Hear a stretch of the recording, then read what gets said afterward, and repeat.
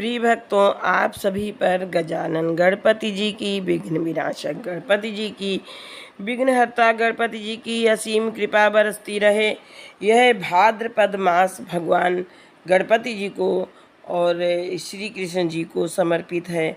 तो इस भाद्रपद मास की रुद्र संहिता की गणपति उपाख्यान की 16 अध्याय से यह कथा ली गई है। इस कथा में गणपति जी का सिर छेदन अर्थात धड़ से सिर किस प्रकार से अलग हुआ था, इसकी कथा वर्णित है। विष्णु तथा गणेश जी का युद्ध, शिव जी द्वारा त्रिशूल से गणेश का सिर काटा जाना, इस कथा को बहुत ही अच्छे ढंग से शिव महापुराण की कथा का रुद्र संहिता का 16वां अध्याय प्रस्तुत है। ब्रह्मा उवाच, ब्रह्मा जी कहते हैं, इति श्रुत्वा महेशानो भक्तानुग्रहकारकः त्वत्वाचा युद्धकामो अभूतेन बालेन नारद। विष्णु आहुहि समन्त्रे बलेन महतायुता सामरा सम्मुख तस्यापि भूतेव त्रिलोचना। ब्रह्मा जी कहते हैं, हे नारद, यह सुनकर भक्तों के ऊपर कृपा करने वाले महेश्वर ने आपके कहने से उस बालक के साथ युद्ध करने की इच्छा की।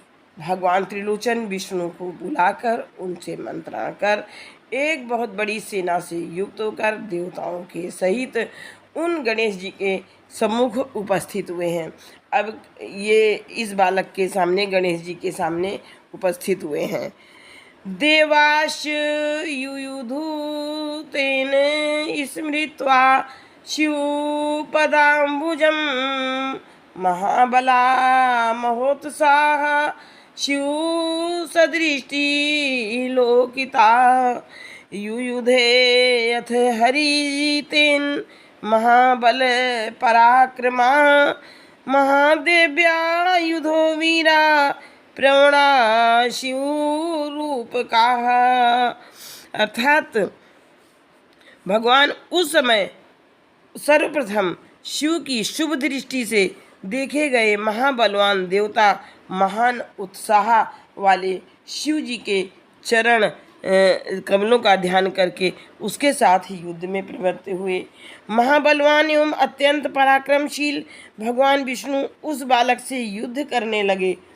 तब महादेवी जी के द्वारा दिए गए उस आयुध से युक्त वह शिव स्वरूप और वीर बालक गणेश की श्रेष्ठता देवताओं की लाठी मारने लगा। शक्ति के द्वारा प्रदत्त महान बलवान वह सहसा विष्णु पर भी प्रहार करने लगा। यद यष्टया गणाधिपासोऽथ जघान अमर पुंगवान हरिम च सहसा वीरा शक्ति दत्ता महाबला। सर्वे अमरा गणः तत्र विकुंठित बला मुने अभूवन विष्णुना तेन हता यष्टया परामुखा। शक्ति के द्वारा प्रदत्त महान बल वाला वह सहसा विष्णु पर भी प्रहार करने लगा। हे मुने, उसकी लाठी के प्रहार से विष्णु सहित समस्त देवताओं के बल कुंठित हो गए और वे युद्ध से परामुख हो गए। शिवो अपि सहसैन्येन युद्धं कृत्वा चिरं मुने विकरालं च तं दृष्ट्वा विस्मयं परमं गताः। छलेनैव च हन्तव्यो नान्यथा हन्यते पुनः इति बुद्धिं समास्थाय सैन्य मध्ये व्यवस्थिता। हे मुने, शिव जी भी अपनी सेना के सहित बहुत काल तक युद्ध कर उस बालक को महाभयंकर देखकर आश्चर्यचकित हो गए। हे मुने, शिव जी भी अपनी सेना के सहित बहुत काल तक युद्ध कर उस बालक को महाभयंकर देखकर आश्चर्य, इसे छल से ही मारा जा सकता है, अन्यथा नहीं मारा जा सकता है, ऐसा विचार कर शिव जी सेनाओं के बीच में स्थित हो गए। अब देखिए क्या होता है कि गणेश जी ने सभी को हरा दिया है, विष्णु भी हार गए। अब शिव जी है जो है भगवान गणपति से युद्ध करने आए हैं।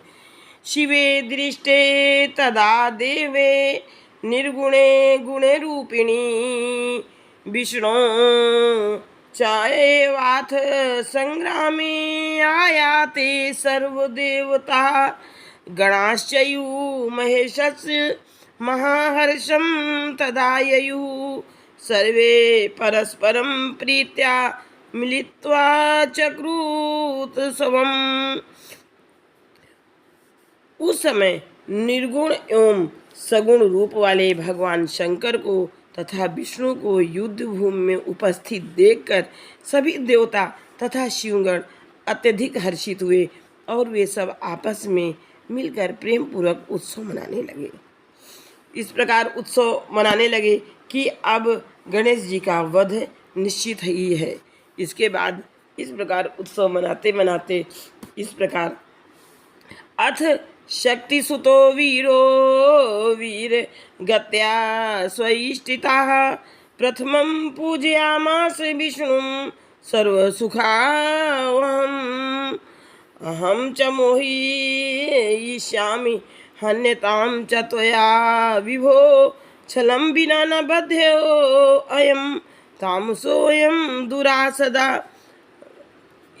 इस प्रकार से तब महाशक्ति के पुत्र वीर गणेश जी ने बड़ी बहादुरी के साथ सर्वप्रथम अपनी लाठी से सबको सुख देने वाले विष्णु जी की पूजा की, अर्थात विष्णु जी पर लाठी का प्रहार किया।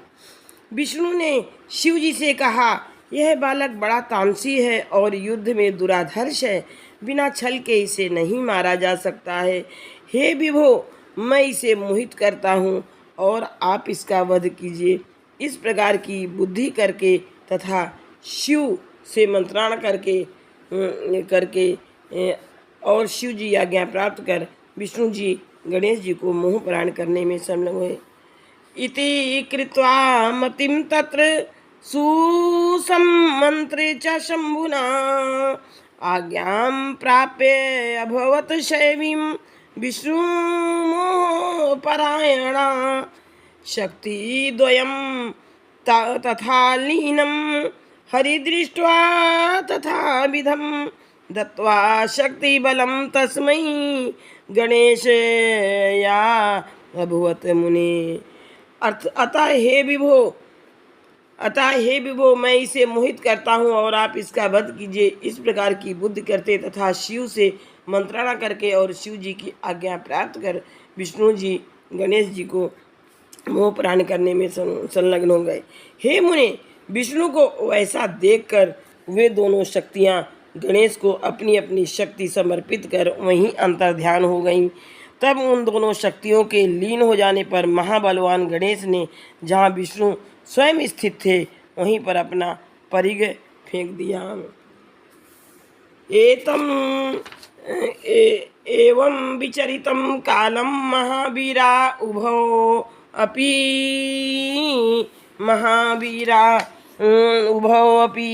विष्णु चापि गणेशयु युधाते परस्परं पुनर्वीरवरा शक्ति सुताः स्मृत शिवो बलि गृहीत्वा यष्टिं तुलां तथा विष्णु जघानः।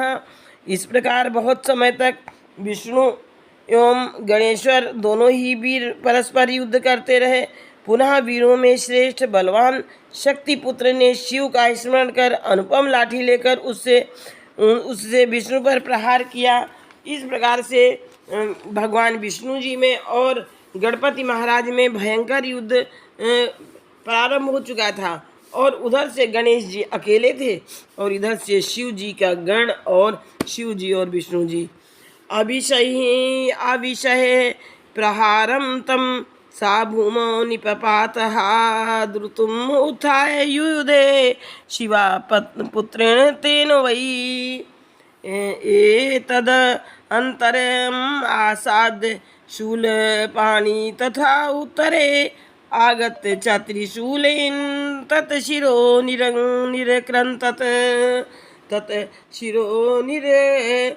विष्णु जी उस प्रहार को सहन करने में असमर्थ होकर पृथ्वी पर गिर पड़े और पुनः शीघ्रता से उठकर उन शिवापुत्र से संग्राम करने लगे।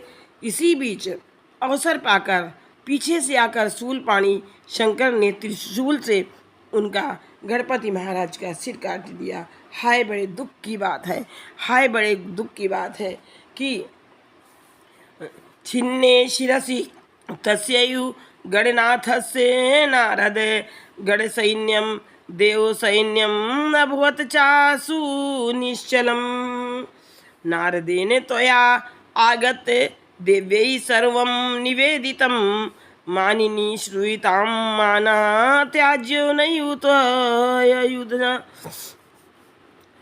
इसी बीच अवसर पाकर पीछे से आकर शूलपाणी शंकर ने त्रिशूल से गणपति महाराज का सिर काट दिया। हे नारद, तब उस गणेश का सिर कट जाने पर गणों की सेना तथा देवगणों की सेना निश्चिंत हो गई। इसके बाद आप नारद ने जाकर देवी से सब कुछ निवेदन किया, मतलब पार्वती जी से सब कुछ बताया कि गणेश जी को शिव जी ने जो है मार दिया है। हे मानिनी सुनिए, आप इस समय अपना मान मत छोड़ना, यह नारद जी ने पार्वती जी से कहा। इति उक्त्वा अंतर्हिता तत्र नारद त्वं कलिप्रिया अभिकारी सदा शंभु मनोगति करो मुनि। हे नारद, इस प्रकार कहकर कलह प्रिय आप अंतर्ध्यान हो गए, आप विकार रहित हैं तथा शिव जी की इच्छा के अनुसार चलने वाले मुनि हैं। इस प्रकार से यह गणेश जी